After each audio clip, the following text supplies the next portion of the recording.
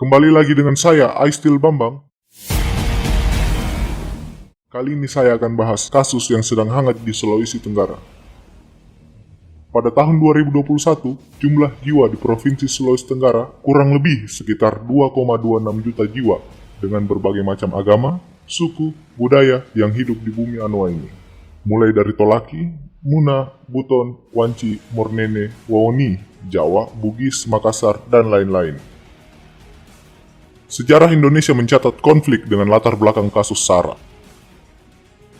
Mulai dari Desember 1998 sampai Juni tahun 2000, di Kabupaten Poso, Sulawesi Tengah, pernah terjadi tragedi Poso antar umat Kristiani dan umat Islam, menelan korban kurang lebih 2.000 korban jiwa.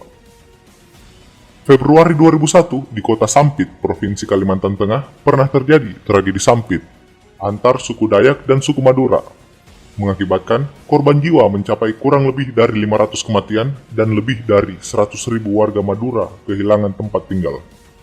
Pada tanggal 3 Mei 1999, tragedi Simpang KKA di Aceh mengakibatkan sedikitnya 46 warga sipil tewas, 156 mengalami luka tembak, dan 10 orang hilang dalam peristiwa itu. 7 dari korban tewas adalah anak-anak.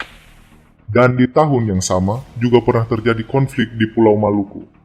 Lebih tepatnya pada Desember tahun 1998 sampai 2 Januari tahun 2000. Sampai 5 kali harus terjadi konflik antar umat Islam dan Kristiani, mengakibatkan 70.000 warga harus mengungsi dan total kerugian akibat kerusuhan tersebut sekitar 2,5 triliun rupiah.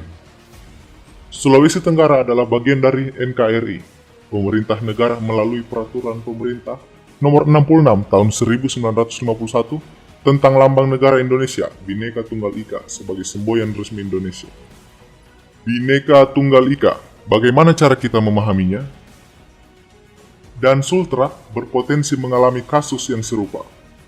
Kurang dari sepekan kemarin, telah terjadi perseteruan di lorong lumba-lumba Kota Kendari, dilatar belakangi kasus antara dua kelompok untuk memperebutkan lahan parkir.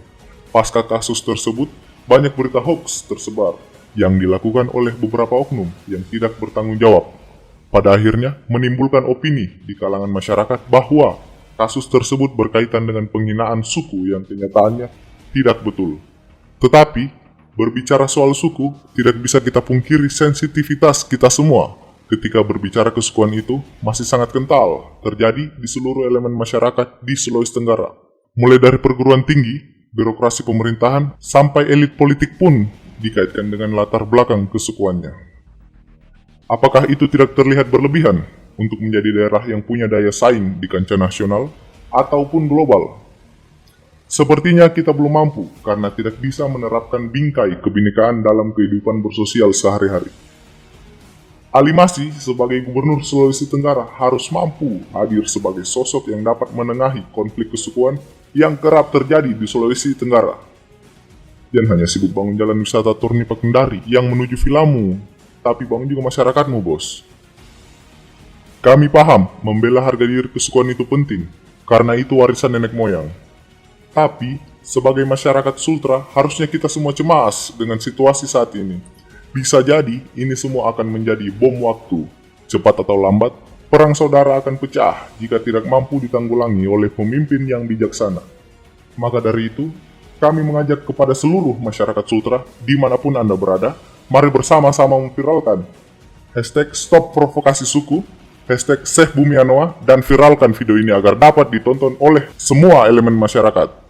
Kami berharap Bapak Ali Masih harus menindak tegas penghinaan suku yang terjadi di sosial media agar tidak terjadi lagi. Terima kasih. Sekian informasi dari Aistil Bambang di sini. Sampai jumpa di video selanjutnya.